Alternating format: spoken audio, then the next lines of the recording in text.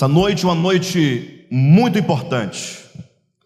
A noite em que nós celebramos a morte e celebramos a ressurreição do nosso Senhor Jesus. O apóstolo Paulo, em Romanos capítulo 1, ele traz uma declaração muito forte. Ele diz que o Evangelho é o poder de Deus para a salvação de todo aquele que crer. Vocês creem nessa palavra? O Evangelho é o poder de Deus. Tenha fé nessa palavra. O Evangelho é o poder de Deus para a salvação de todo aquele que crer.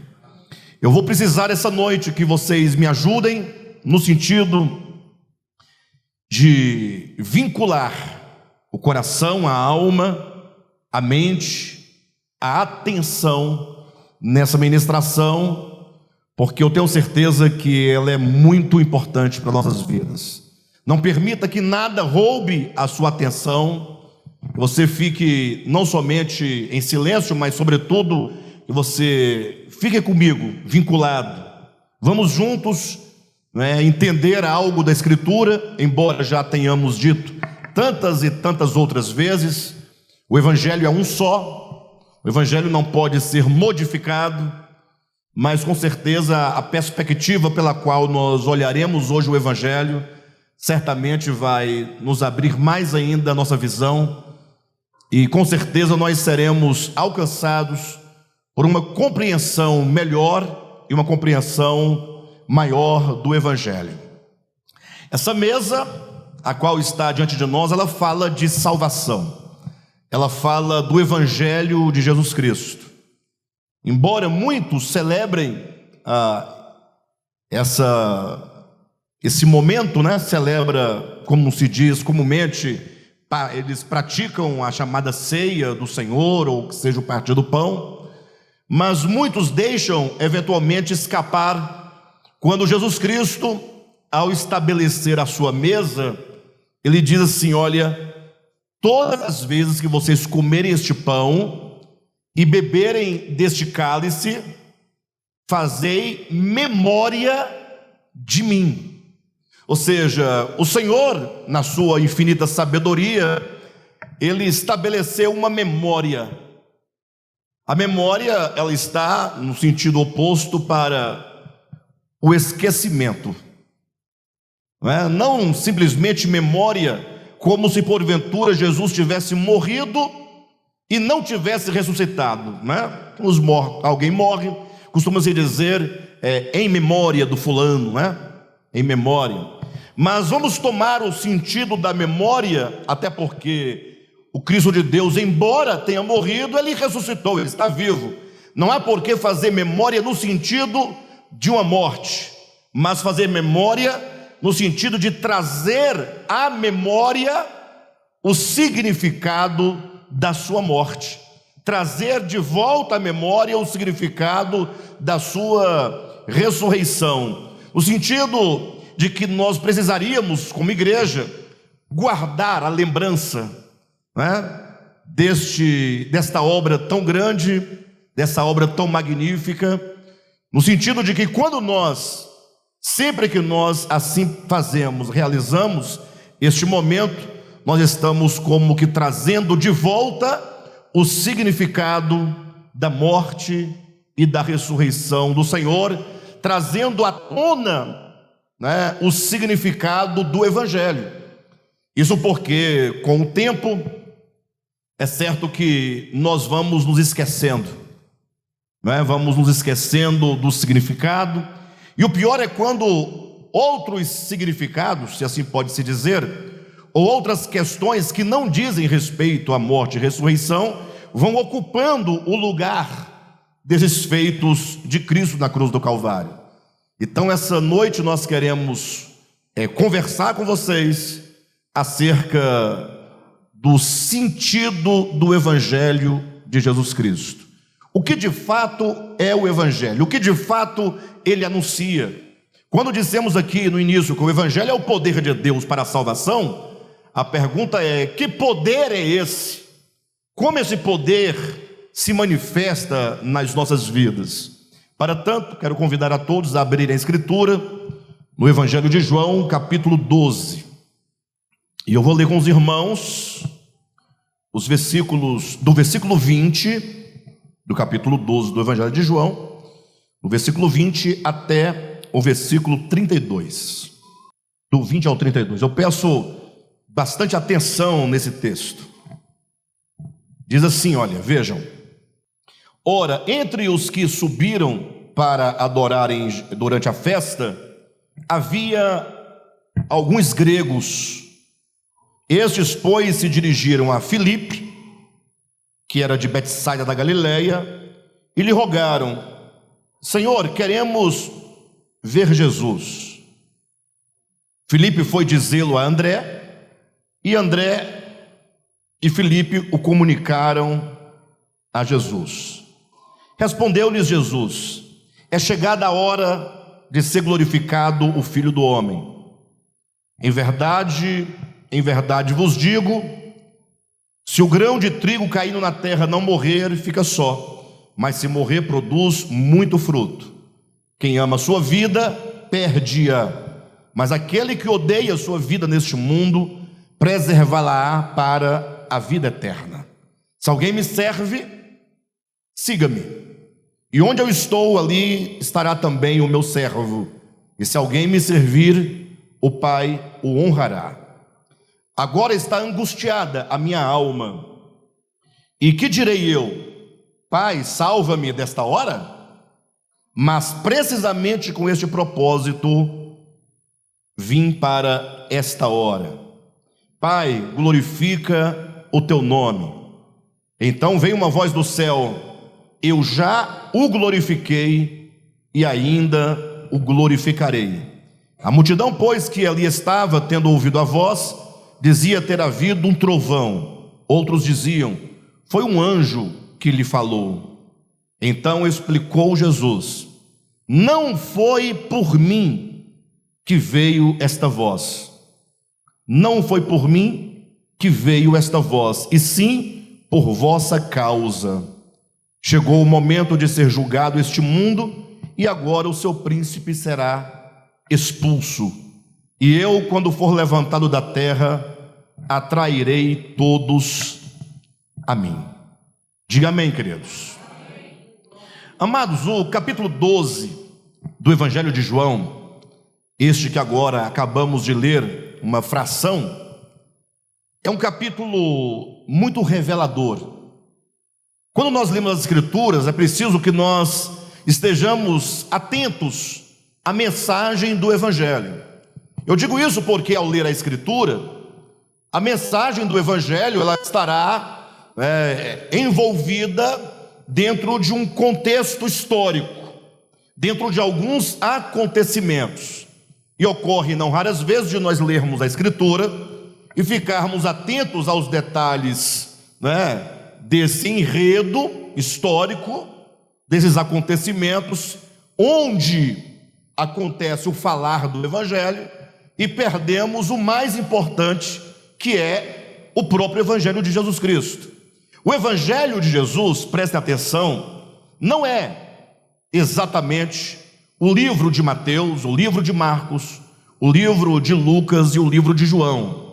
Costumamos chamar esses 4 livros de os 4 evangelhos, mas logo aí já dá para você desconfiar que se são os 4 evangelhos, tratando-se dos livros chamados de 4 evangelhos, não podem eles em si mesmos serem o próprio evangelho, porque do contrário você estaria afirmando haver 4 evangelhos. Quantos evangelhos existem de fato? Apenas um evangelho, e este único evangelho não é um livro. Como dissemos agora há pouco, o evangelho é o poder de Deus para a salvação de todo aquele que crer. E assim, os 4 livros, Mateus, Marcos, Lucas e João, que narram a história de Jesus, que mostram todo o contexto histórico, social, em que Jesus esteve inserido, e no qual ele anunciou o Evangelho. Esses 4 livros são chamados de evangelhos. Por quê? Porque são livros que tratam a respeito do evangelho anunciado, pregado, divulgado, semeado por Jesus Cristo. Mas é importante que nós não confundamos o evangelho com os livros que trazem a narrativa da história de Jesus, o contexto no qual ele anuncia o evangelho. Por isso a advertência que quando nós lemos os 4 evangelhos, nós vamos nos deparar com uma série de histórias. Jesus indo a Jericó, Jesus indo a Samaria, Jesus passando, falando com a multidão. Tudo isso são coisas e eventos que ocorreram, mas que constituem apenas o cenário, apenas o lugar em que Jesus fala então o evangelho.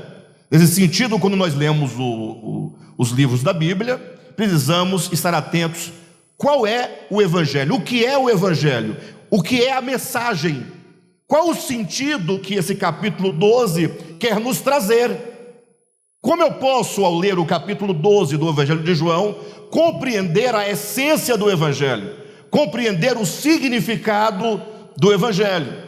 E é interessante que, se nós lermos atentamente todo o capítulo 12, o que nós não fizemos aqui, por uma questão de tempo, mas eu vou me utilizar de todo o capítulo nessa noite. Então, logo no início do capítulo 12, quando diz que Jesus está numa casa, num banquete, e ali é dito então que Maria Madalena, ela unge os pés de Jesus. Então, logo no capítulo 12, a partir do versículo 1, já começa a falar acerca da morte de Jesus. Quando Jesus disse, porque Judas tinha censurado Maria por estar derramando um perfume caro sobre os pés de Jesus, Jesus disse: não, deixa, porque ela está me ungindo para a minha morte. Mas o fato é que, se desde o primeiro versículo nós encontramos aqui falando sobre a morte de Jesus, falando sobre o evangelho, porque o evangelho diz respeito a essa obra maravilhosa que Cristo realiza para nos salvar, o fato é que nós vamos encontrar, a princípio, a questão da ressurreição de Lázaro. Veja comigo na sua Bíblia, capítulo 12, versículo 9. Soube numerosa multidão dos judeus que Jesus estava ali, e lá foram não só por causa dele, mas também para verem Lázaro, a quem ele ressuscitara dentre os mortos. Então veja, se a ressurreição de Lázaro, ela acontece no capítulo 11 deste livro, o capítulo 12 já começa com Cristo, numa residência, ali num jantar. É dito que lá estava Maria, estava Lázaro, estava Marta, tinha alguns convidados, e disse: agora numerosa multidão sobe para não somente ver a Jesus, mas também para ver a Lázaro. Qual é a importância inicial do relato do capítulo 12 de João? É que o capítulo 12 mostra o momento áureo do ministério de Jesus. Imaginem vocês, vamos traçar aqui uma linha cronológica, que desde o nascimento de Jesus, Jesus teve uma origem muito humilde. Nasceu em Belém, nasceu numa manjedoura, cresceu numa pequena cidade de Nazaré, uma cidade rejeitada, filho de carpinteiro, de Maria, sem muita influência.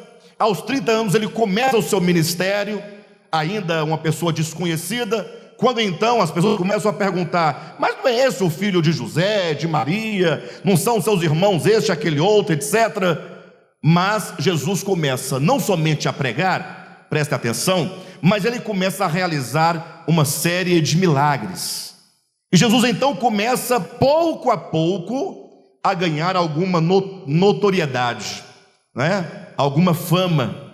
Quando então, no capítulo 11 de João, é dito que Jesus ressuscitou um homem que estava morto há 4 dias, morto e sepultado e cheirando mal, é dito que este prodígio, esse milagre de Jesus, ele ganhou uma fama muito grande, as multidões foram dizendo, e essa notícia foi se multiplicando. Então foi o momento áureo da vida de Jesus, foi o momento mais alto da vida de Jesus, em que Jesus, é dito no texto que a fama de Jesus já corria por toda a região. Jesus se tornou um homem famoso, né? Imagine naquele tempo, né? Jesus começou seu ministério, mas logo ele alcança um nível de popularidade, né? Um nível de fama entre não somente o seu próprio povo, mas até mesmo, como nós vamos ver daqui a pouco, até entre os gregos, pessoas vindo de longe para ver Jesus, vindo de longe para conhecer Jesus. Então foi o momento áureo da vida de Cristo. E não é sem importância que, se você continuar a olhar o capítulo 12, segue-se a isso a entrada triunfal de Jesus em Jerusalém.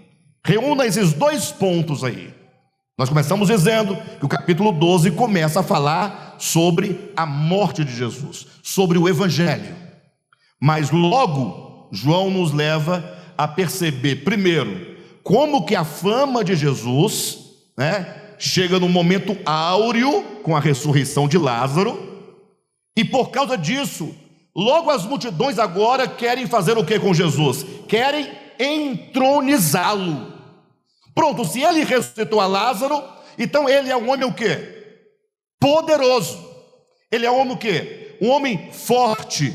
Este é o homem que deve, de fato e de verdade, governar sobre as nossas vidas. Vamos fazê-lo rei. Eu sei que a entrada triunfal de Jesus é o cumprimento de uma profecia de Zacarias, mas uma coisa é o cumprimento daquilo que Zacarias havia profetizado, que é o sentido positivo da entrada de Jesus em Jerusalém, mas outra coisa é a interpretação que o povo daquela época dá aos eventos gloriosos da vida de Jesus, e querem agora entronizá-lo. E as multidões então começam a aclamá-lo. Jesus vai entrando em Jerusalém, montado num jumentinho, e as multidões dizendo: Hosana, Hosana nas maiores alturas, né? Hosana quer dizer: Senhor, salva-nos. Então a multidão aproveitou esse momento áureo, esse momento alto do ministério de Cristo, para tentar fazê-lo rei, para fazer com que ele se entronizasse no trono de Davi, e então estabelecesse o reino que tanto os judeus aguardavam. Nesse sentido, é importante notar que os judeus, eles não tinham uma clareza do que significava o Evangelho, lógico, eles não tinham uma ideia correta acerca do Messias, porque toda a expectativa dos judeus era de um rei que pudesse ter a força necessária, o poder necessário para fazer emudecer e calar os inimigos. Eles pensavam: quando o Messias chegar, ele vai então nos livrar dos nossos inimigos, ele vai nos livrar do poder de César. Nós então seremos uma nação grande, seremos uma nação poderosa, e então todos os povos, todas as nações deverão se submeter ao jugo, à autoridade e ao poder do Messias. Eles tinham essa a ideia, razão porque então, tão logo Jesus, ele ressuscita Lázaro e a sua fama percorre toda a terra, vem em seguida a entrada triunfal de Jesus em Jerusalém. Queridos, pensem comigo por um momento, que já desde aquele tempo, já havia uma falsa compreensão do que é o Evangelho de Jesus Cristo. Desde aquele tempo, não havia ainda tantas distorções como nós vemos acontecer nos dias atuais, mas já naquele tempo as pessoas, elas pensavam no Messias como uma forma de poder temporal, de poder político, de poder humano, um poder de subjugar pela força, pelo caráter político, a todas as pessoas. Por isso é que de repente é dito que os gregos, alguns gregos que ali estavam, seguindo no texto, disseram a Filipe: olha, nós queremos ver Jesus. Quando então Filipe ouviu isso, correu e disse: Jesus, olha, o Senhor já ressuscitou a Lázaro, a sua fama já e está percorrendo toda a terra. Então, queridos, vai Filipe ter com Jesus e diz: olha, Jesus, o Senhor já ressuscitou a Lázaro, o Senhor já está um homem famoso, todo mundo conhece o Senhor, sabe do seu poder, da sua qualidade. A multidão já te proclamou rei na entrada em Jerusalém, já proclamou o teu nome, e agora os gregos querem te ver. Olha esses três acontecimentos. Ou seja, o Senhor aproveita este momento e então se revela, se mostra agora o Cristo, se mostra o Messias, se mostra o Rei, porque este é o momento de o Senhor se impor como o Messias prometido. Este é o momento em que o Senhor precisa mostrar para todos quem é o Senhor, quem é o nosso Deus, que é o Senhor dos exércitos, que é o Senhor da guerra, que é o Senhor da batalha, que é o Senhor de toda a terra.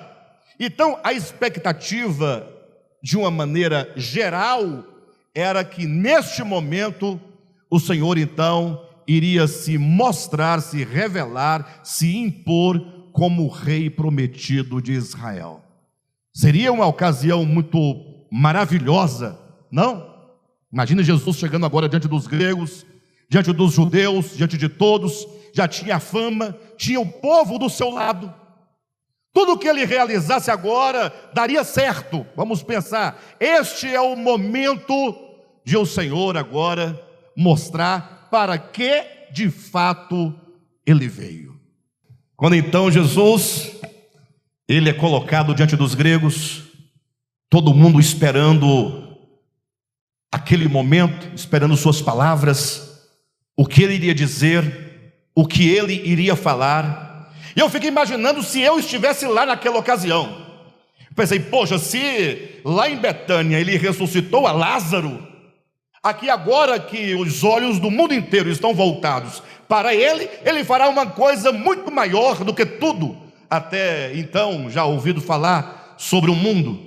Porque ali estavam, falando nos termos do nosso tempo, podemos dizer que estava a imprensa toda voltada para ele, os holofotes voltados para ele.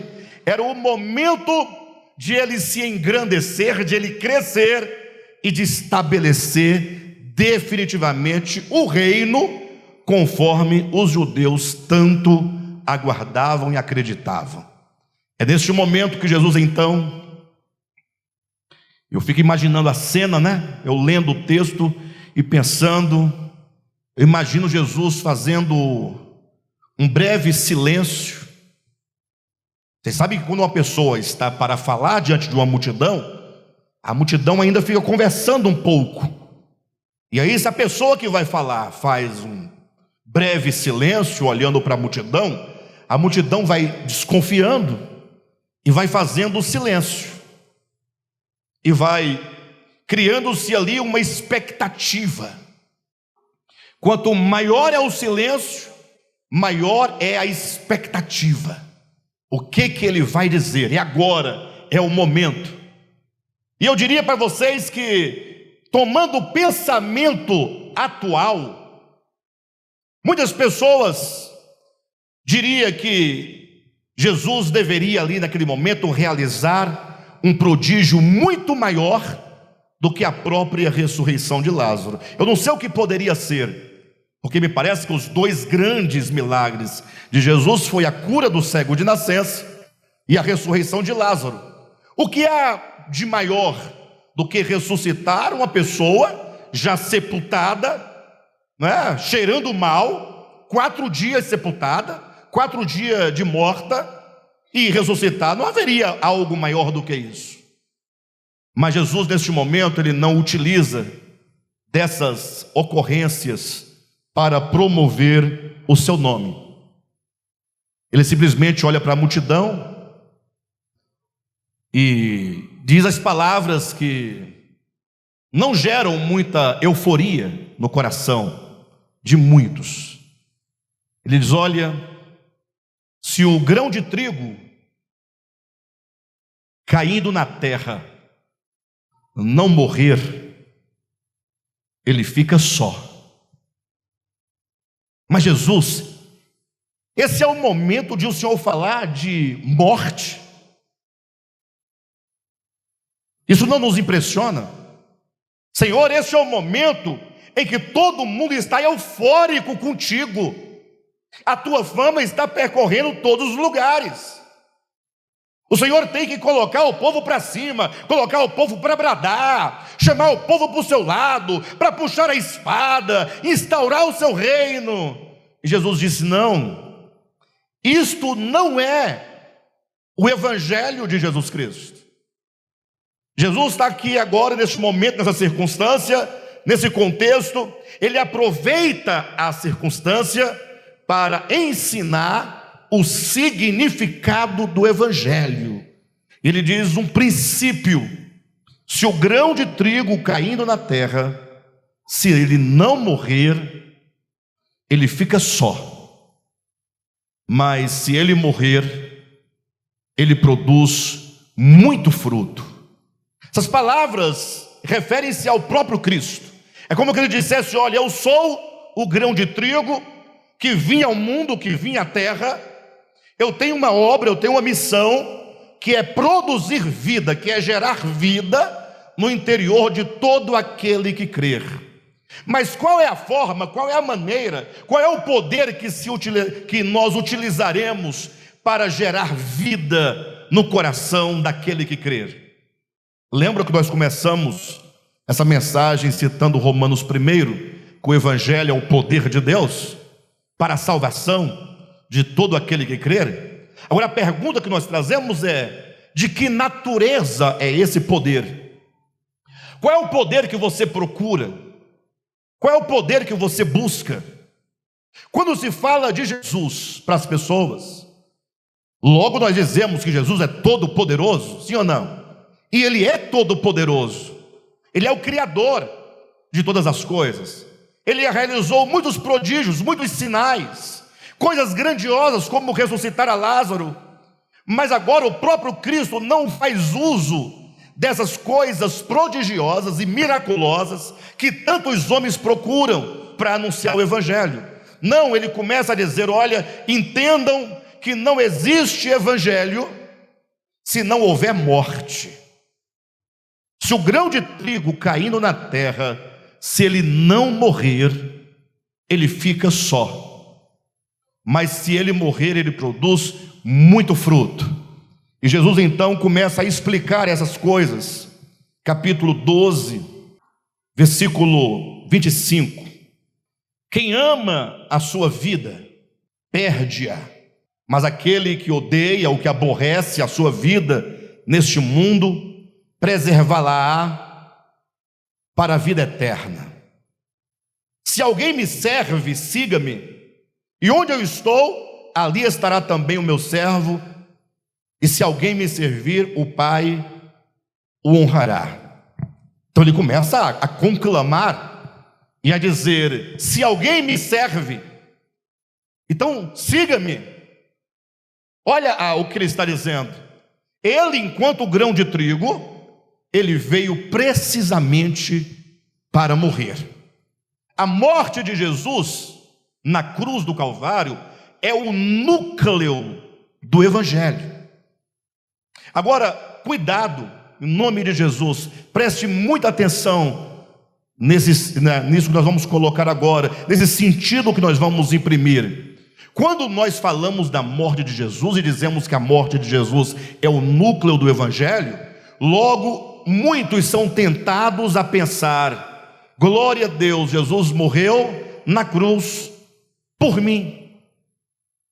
Eles entendem e pensam a morte de Jesus como que um pagamento objetivo que o próprio filho estava pagando para o pai, como que dissesse: olha, o homem tem uma dívida em relação a Deus, presta atenção, o homem é devedor, O pai está irado, o pai não tem condições espirituais de perdoar o homem sem que o homem lhe pague a conta, sem que o homem lhe pague a dívida. Então agora vem Jesus e fala: não, eu vou pagar, o preço está pago. Jesus morre e o pai então, quando vê o sangue sendo derramado, aquele sangue, aquele sofrimento, aquelas pancadas, aquela humilhação, aquele horror, conforme pensam e dizem, aplacam a ira do pai. Nós somos tentados a pensar isso e em seguida dizer: então, se a morte de Jesus é o núcleo do evangelho, logo significa o quê? Que se ele pagou, eu agora estou o quê? Livre. Queridos, por muitos e muitos e muitos anos, esta tem sido a pregação. Mas de repente nós aqui estamos dizendo: olha, a morte do grão de trigo é o núcleo, presta atenção, do evangelho. Em que sentido essa morte de Cristo é o núcleo do evangelho? É que sem morte, sem o morrer, não há salvação. E o que nós observamos aqui no capítulo 12, que no primeiro momento Jesus fala: eu sou o grão de trigo, e se ele não morrer, ele fica só. Em outras palavras, Jesus está dizendo: eu ficaria sozinho, seria um único homem em toda a terra, se eu não morrer. Mas se eu morrer, eu vou produzir muitos frutos. Ou seja, é da morte que brota a vida. Se não morrer, não tem como produzir frutos. Mas ele não para por aí. Ele agora se dirige àqueles que o servem, aqueles que dizem: sou servo de Jesus, aqueles que dizem: eu creio em Jesus. E ele, olhando, ele diz: se alguém me serve. E eu vou perguntar para vocês, é uma pergunta meramente retórica. Eu faço primeiramente para mim, e faço então para vocês a mesma pergunta: eu sirvo a Jesus? Eu sou um servo de Jesus? O que significa dizer que eu sou um servo de Jesus? Será que eu sou um servo porque eu vou a uma igreja evangélica?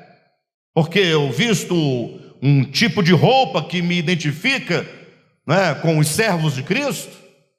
Que eu só vou a lugares onde supostamente só tenham ali servos de Jesus? O que é servir a Cristo? Olhe para o texto, sinta o texto, perceba as palavras de Jesus. No momento ele diz: se o grão de trigo caindo na terra não morrer, ele fica só. Referia-se a si mesmo. Em seguida ele diz: e se alguém me serve, siga-me. Segui-lo para onde? A relação é: aquele que serve a Cristo é aquele que o segue. Mas seguir a Cristo para onde? Já se perguntaram? Porque todos estão dizendo: nós somos servos de Cristo, e todos estão dizendo: nós seguimos a Cristo, nós somos os seguidores de Jesus. Sim, mas seguindo para onde? Porque quem segue vai a algum lugar, sim ou não? Jesus diz: eu sou o grão de trigo. Esse grão de trigo ele tem que morrer. Se ele não morrer, nada de fruto, nada de glorificação, nada de vida, nada de salvação. Tem que haver a morte. E agora ele diz às multidões: e se alguém me serve, siga-me. Ele está nos convidando, nós que servimos a Cristo, a juntamente com ele morrermos. É exatamente o que ele vai dizer em Mateus capítulo 16, quando ele diz que era necessário que o Filho do Homem seguisse para Jerusalém, onde ele seria o que? Preso e seria morto. Pedro então se levanta e diz: Senhor, isso de maneira nenhuma te acontecerá. Jesus disse para Pedro: arreda, Satanás, tu és para mim uma pedra de tropeço, E se alguém quiser vir após mim, negue-se a si mesmo, tome a sua cruz e siga-me. Em suma, o Evangelho fala de uma semente originária, fala de um precursor, de um primeiro homem. O Cristo de Deus se encarna, se faz homem, e ele diz: olha, eu agora vou para o Pai. Lembra de João 14? Quando ele diz: eu vou para o Pai? Não é estranho? Ele está lá com o Pai em toda a eternidade. Aí ele vem à Terra, fica 30 anos, 33 anos. Depois, agora eu estou voltando para o Pai. Como se alguém dissesse: ele veio, criou um rebuliço danado, né? E agora que o negócio está pegando fogo, ele vai embora para o Pai de volta. Mas entendam, olha a sabedoria divina. O Cristo de Deus, que é Deus mesmo, ele diz: eu vou me vestir do homem. Quando diz o verbo se faz carne, o verbo se faz homem. Agora Deus está feito homem encarnado, com qual objetivo? Conduzir este homem de volta para o Pai. Ou seja, ele entra no homem, ele assume o homem para conduzi-lo ao Pai. Isto é salvação: tomar o homem perdido e levá-lo de volta ao Pai. Não é sem razão que Paulo, muito sabiamente, em 1 Coríntios, ele vai dizer que o Cristo de Deus encarnado, feito homem, ele é o último Adão.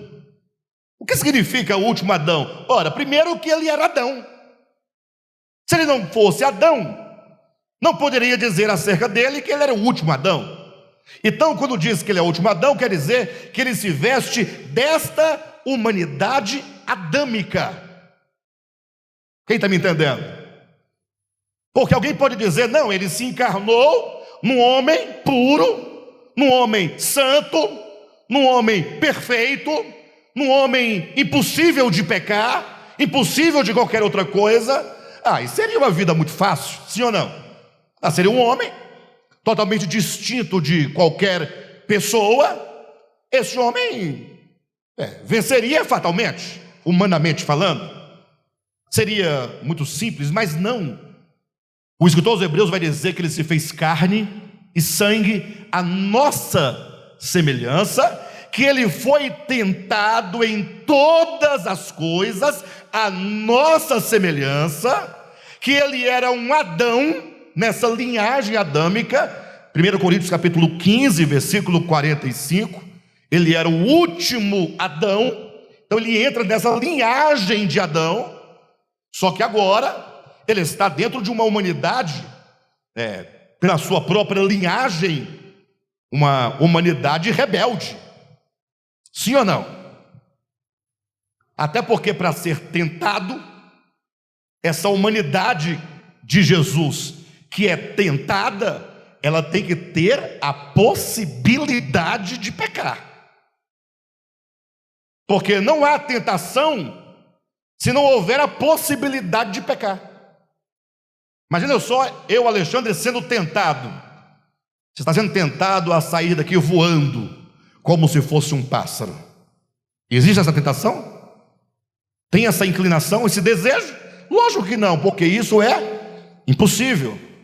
Então Jesus, homem, sendo ele tentado em todas as coisas, porém sem pecado. Sem pecado por quê? Porque uma vez que o Cristo agora assume essa humanidade, que Paulo chama de adâmica, a própria Escritura diz que agora aquela humanidade foi sendo dia a dia treinada. Dia a dia ela foi sendo educada. Dia a dia ela foi sendo disciplinada. De maneira que quando então Jesus, homem, estava na cruz, e ele então declara: Pai, está tudo consumado. Ele quer dizer que aquele homem do qual ele se vestiu atingiu agora a plenitude de uma humanidade completamente sujeita e obediência a Deus. Ele toma essa humanidade e diz: eu vou conduzi-la a Deus. Razão porque em Hebreus capítulo 5 diz que ele aprendeu a obediência pelas coisas que sofreu. Amados, não existe salvação objetiva, ou que seja meramente objetiva. Nós, enquanto pessoas que carecem de salvação, e nós dissemos aqui já algumas vezes que o Evangelho é o poder de Deus para a salvação, implica um poder interior que me salva da minha condição interior. E Jesus, enquanto esse primeiro, essa semente original, diz: olha, eu, como grão de trigo, eu vou morrer, mas para me multiplicar. E se alguém me serve, siga-me.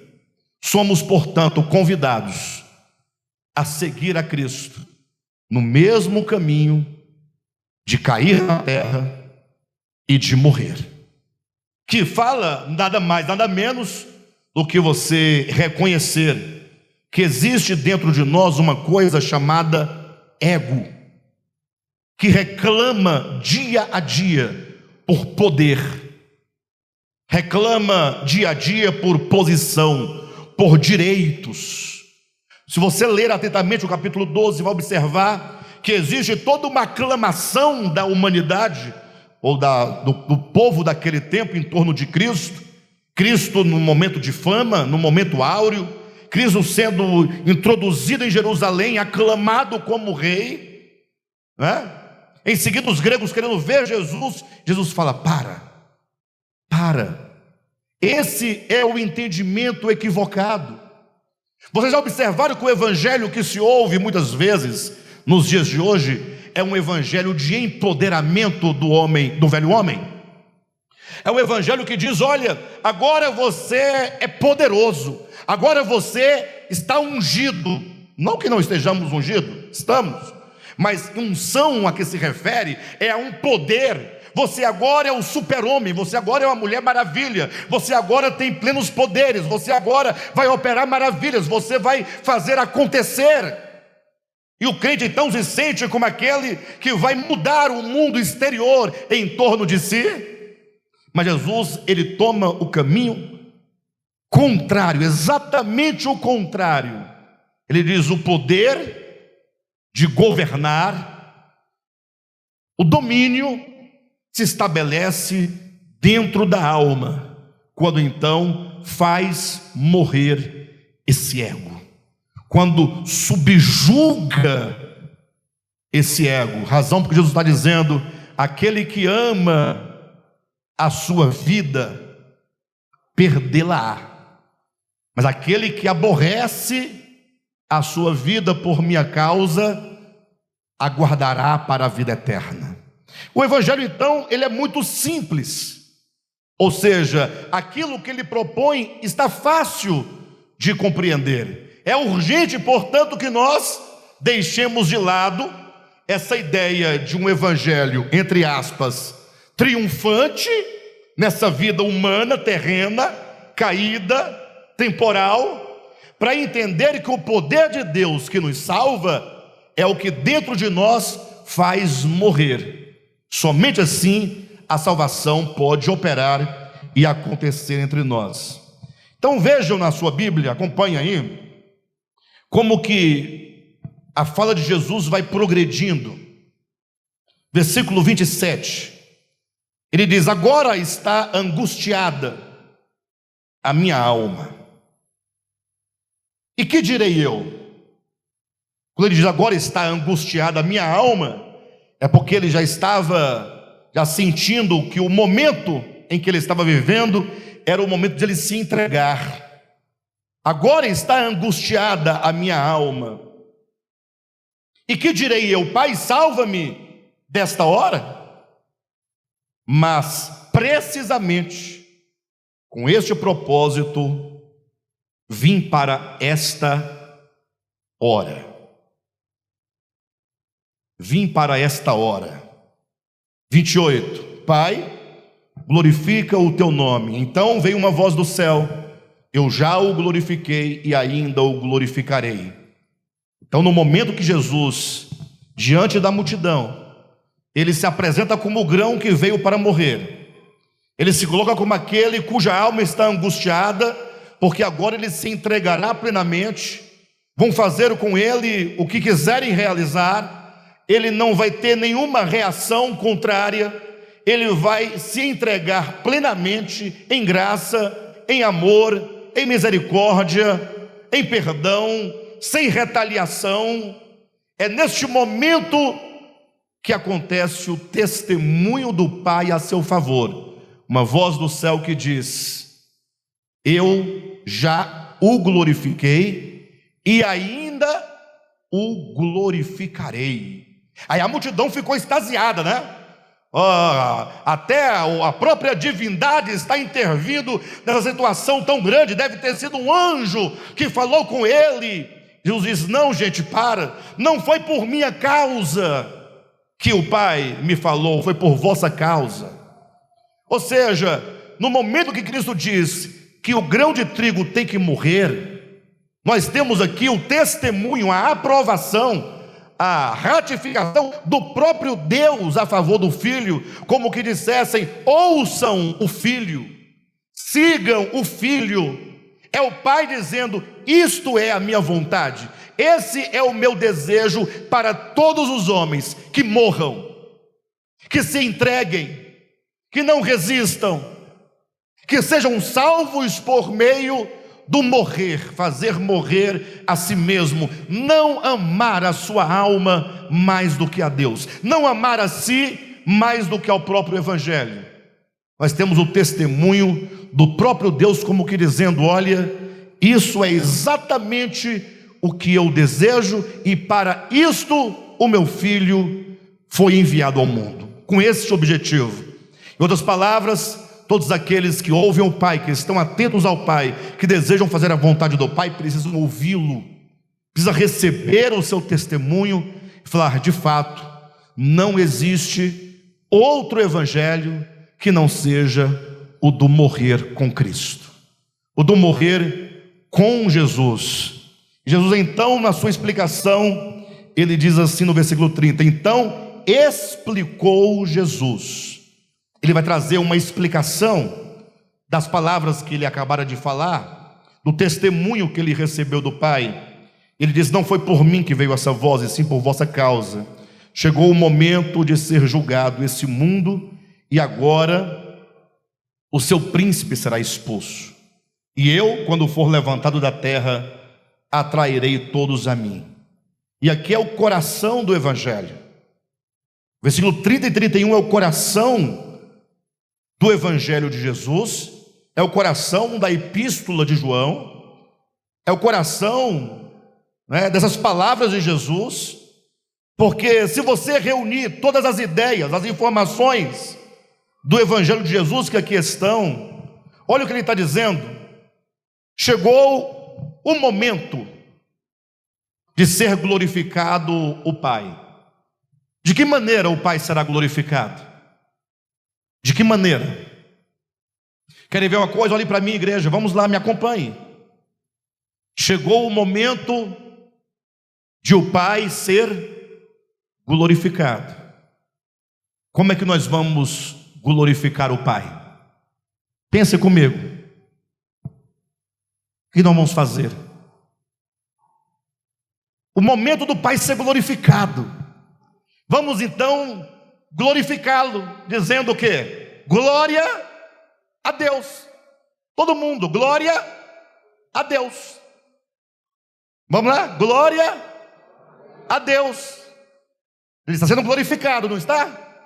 Vamos lá? Glória a Deus. Ele está sendo glorificado? Jesus disse que chegou a hora de o Pai ser glorificado. E ele diz: o Pai será glorificado na medida em que o grão de trigo morrer. É na morte que o Pai é glorificado.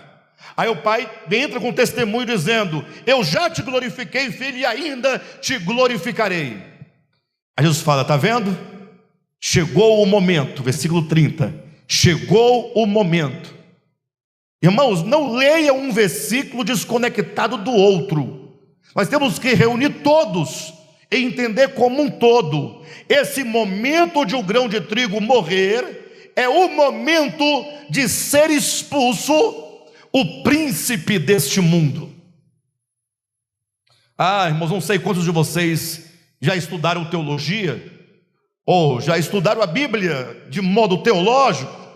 Eu não sei quantos de vocês se interessam por estudos profundos de teologia, de debates, de discussão, de doutrina, de igreja, mas todo o problema teológico que se instaura aqui é entender qual é o sentido de ser expulso o príncipe deste mundo. Você vai ler os manuais de teologia, vai encontrar mais de 30 respostas, mais de 30 perspectivas de explicação, e todas elas estão dizendo que quando Jesus, olhe para mim, morresse na cruz, o diabo, o capiroto, o bicho ruim, o pé de bode, seria expulso do mundo, em outras palavras, da terra.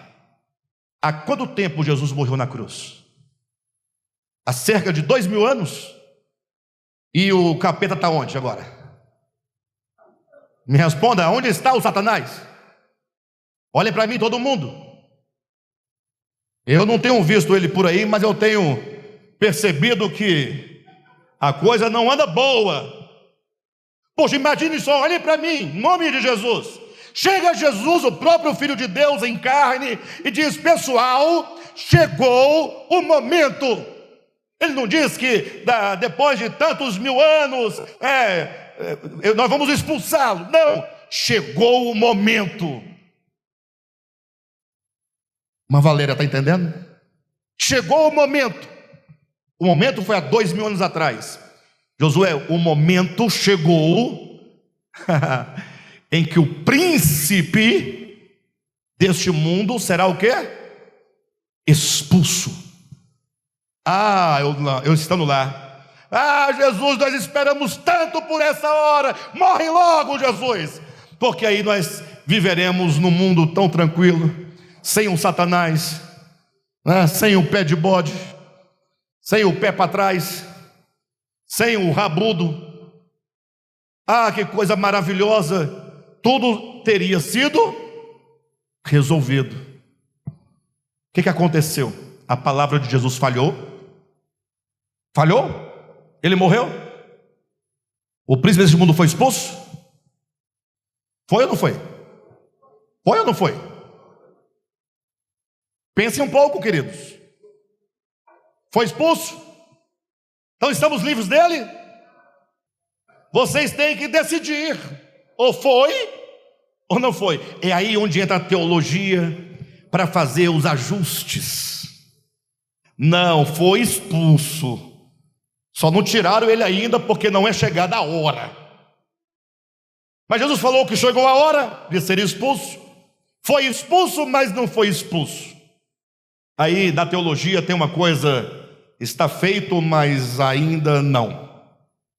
Experimentamos, mas ainda não. O que Jesus está dizendo, olha a frase que ele usa. Ele não usa a palavra diabo, não usa a palavra demônio, não usa a palavra Satanás, não usa a palavra Lúcifer.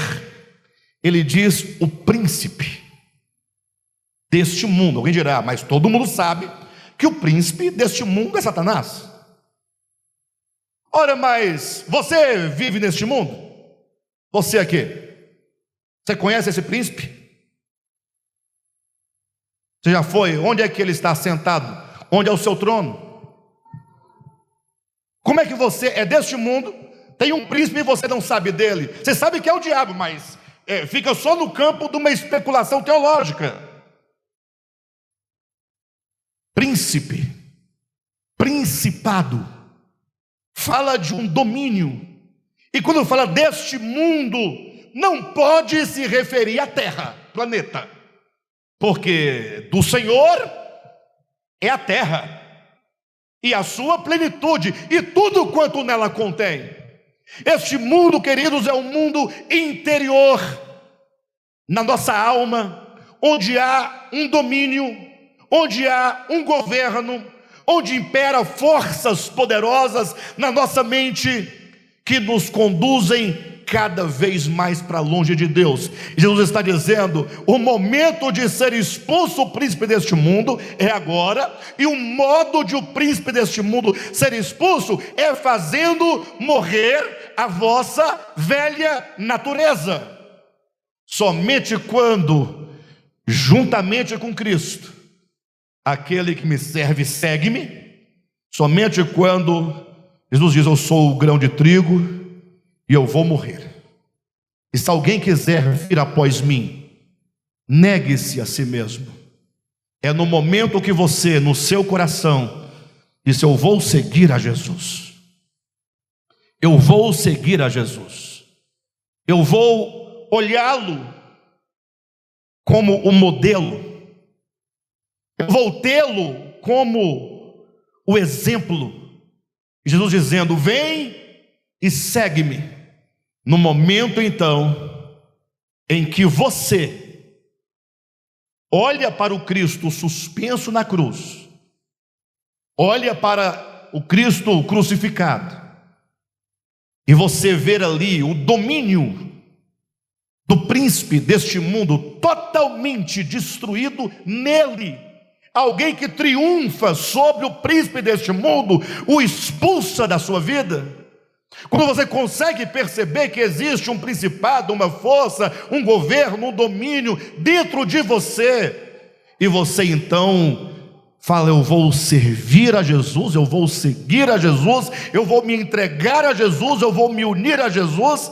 Neste momento é que o príncipe deste mundo é expulso, no sentido de que é neste momento, e somente neste momento, é que o príncipe deste mundo perde todo o poder e perde total autoridade sobre a sua vida.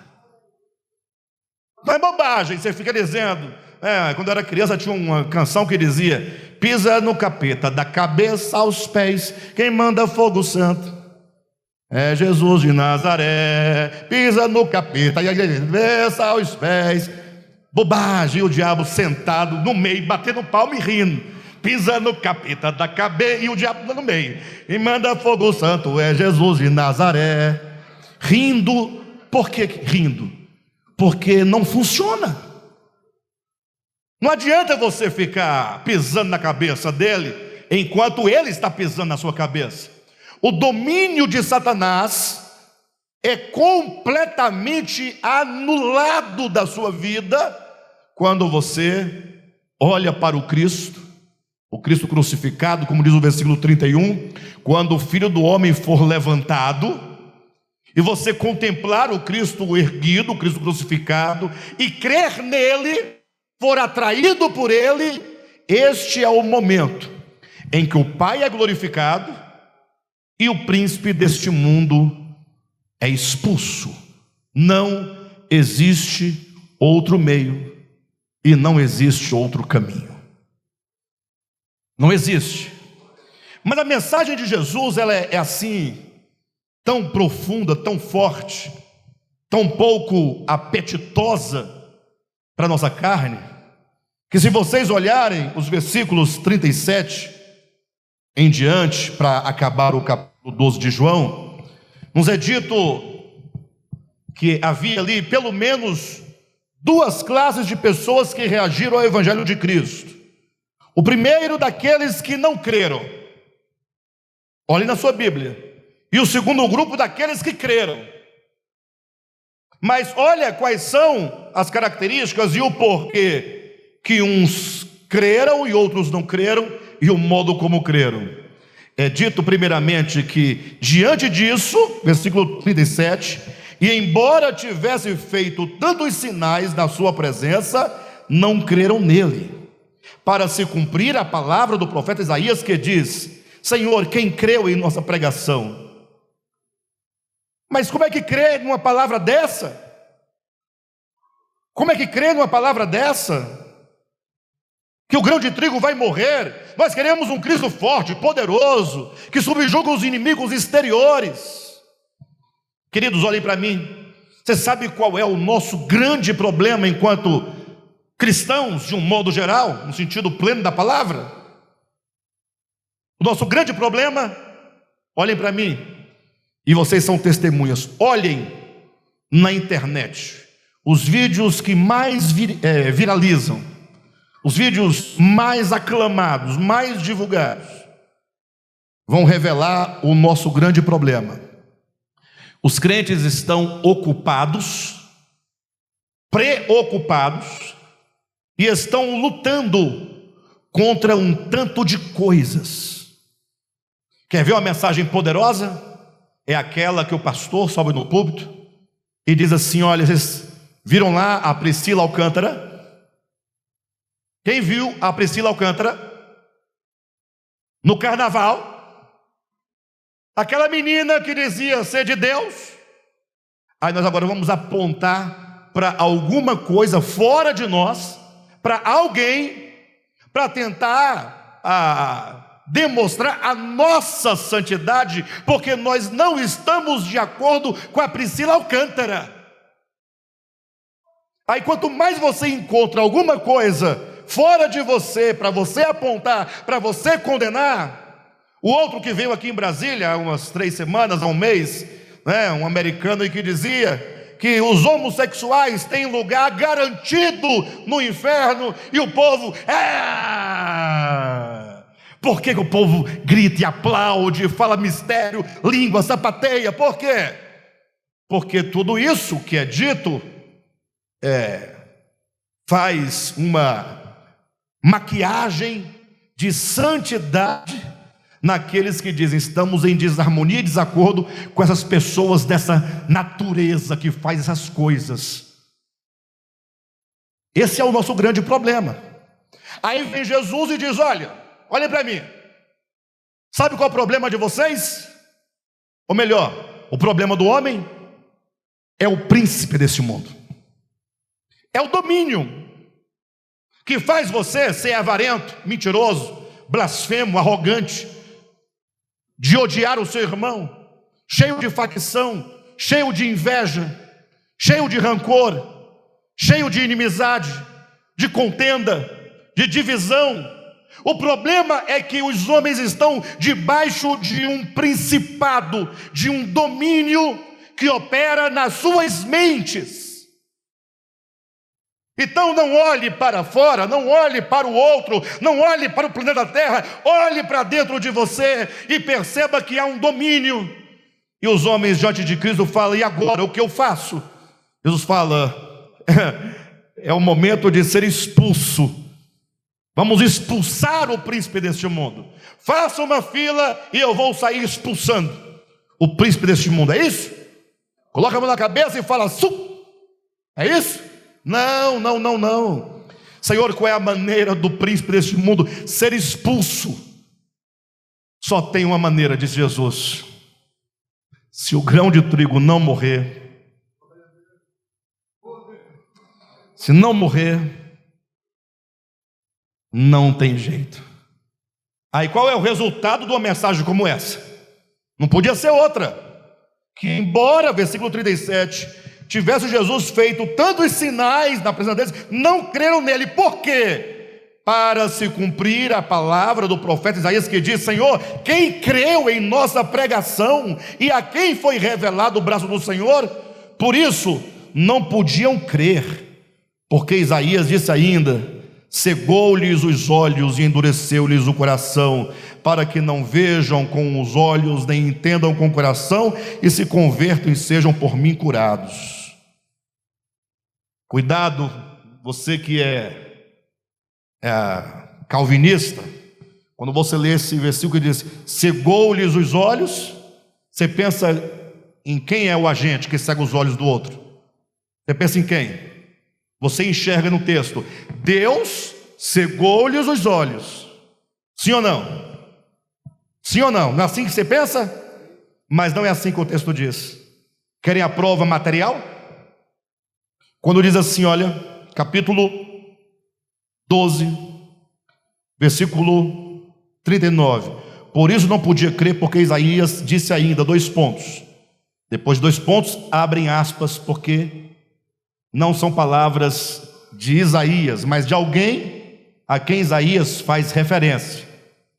Cegou-lhes os olhos.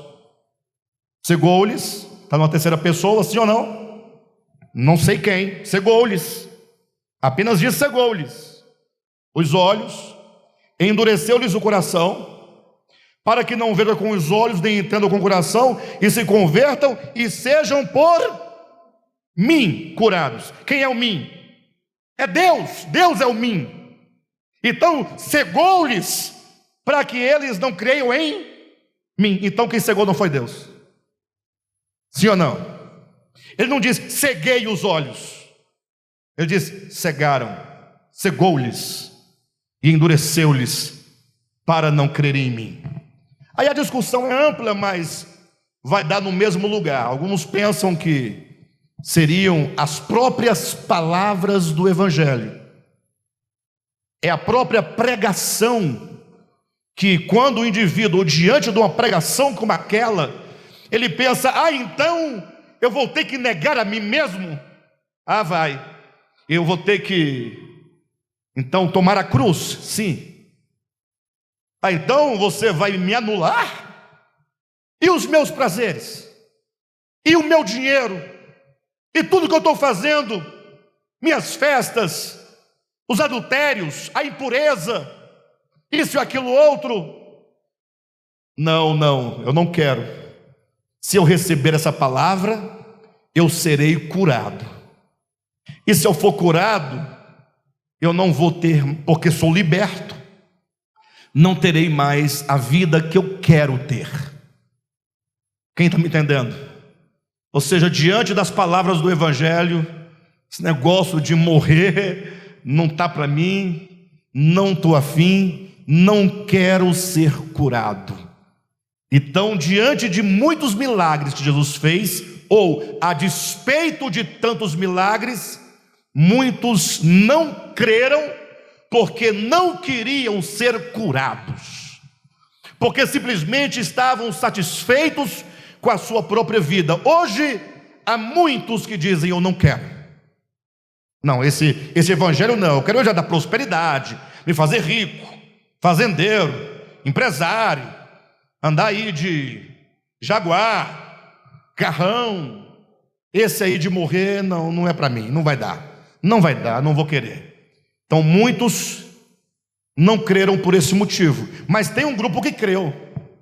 Olha aí para vocês verem, versículo 42. Contudo, muitos dentre as próprias autoridades creram nele. Mas esse contudo e esse mais faz um jogo, uma tensão, porque primeiro é dito que muitos não creram, contudo houve muitos que creram mais. Hoje eu estava tão alegre, eu estava entusiasmado, e de repente veio esse mais. Contudo, muitos dentre as próprias autoridades creram nele, mas por causa dos fariseus não o confessavam, para não serem expulsos da sinagoga. Muitos que dizem assim, essa palavra é verdadeira, é verdade, é o Evangelho. Isso é o Evangelho. O núcleo do Evangelho é o morrer de Jesus e o morrer com Jesus. Mas eu tenho meu salário na igreja onde eu congrego, eu tenho o meu posto, eu tenho minha posição.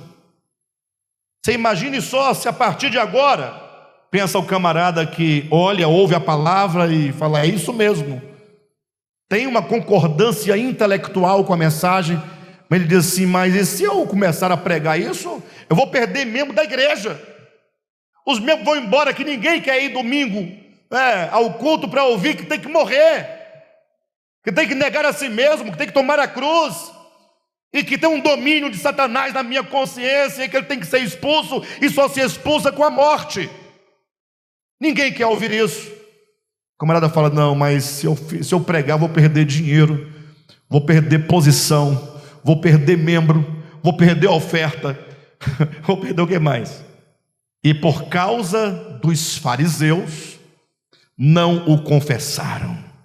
É assim mesmo o evangelho, mas eu não vou dizer para ninguém, porque senão não é só o Satanás que será expulso, eu também serei expulso da sinagoga. Então ele não quer ser expulso, então ele até concorda com a mensagem do evangelho, mas não confessa para não ser expulso da sinagoga. Mas existe ainda um motivo maior. Mas por que você não pode ser expulso da sinagoga? Que te expulsem, e daí? Aí o texto diz: é porque estes amam mais a glória dos homens do que a glória de Deus. Irmãos, eu quero desafiá-los a lerem nessa semana o capítulo 12 de João. Leiam com paciência. Leia uma vez, 2 vezes. É um capítulo só, você pode ler uma vez por dia, não dá nada. Ou melhor, vai dar tudo, vai alterar. Comece lá quando Jesus está na casa de Marta, Maria e Lázaro, sendo ungido para a sua morte. Vai passando e vai lembrando dos pontos que nós colocamos, porque no primeiro momento nós mostramos a expectativa das pessoas em relação a um rei terreno e mundano, de poder, de força, de fama. Jesus dizendo: para, acaba com isso, anula isso. O evangelho é como um grão de trigo que precisa morrer. Só assim, de fato, o rei verdadeiro é entronizado. E para o Cristo ser entronizado, para ele entrar triunfante na sua vida, e não somente na cidade de Jerusalém, que não deu nada, ele entrou lá e o que aconteceu? Ei, ele entrou na cidade de Jerusalém? Entrou ou não entrou? No jumentinho? O que deu? Qual foi o resultado? Nada.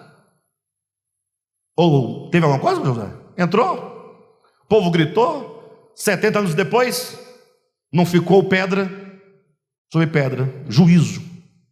Ah, mas ele entrou, você tem que falar que ele entrou, e o povo não resolveu nada, porque aquela entrada que de fato aconteceu, apenas simbolizava que ele quer entrar triunfante, é no coração e na alma. E ele só poderá entrar triunfante e ser entronizado se o príncipe deste mundo for expulso. Não tem como o príncipe deste mundo estar presente no seu domínio e Cristo entrar e se entronizar. Não tem como, tem que ser expulso. E a maneira de ser expulso é simples: é o grão que cai na terra e morre. O evangelho é um convite para nós nos unirmos a Cristo na sua morte e, consequentemente, ressurgirmos com Ele em glória. Amém, queridos? Quem entendeu? Então chegou o momento de ser expulso o príncipe deste mundo. Está aí diante de nós a possibilidade de que Cristo entre verdadeiramente na nossa vida e seja entronizado como Rei. Amém? Deus abençoe a todos.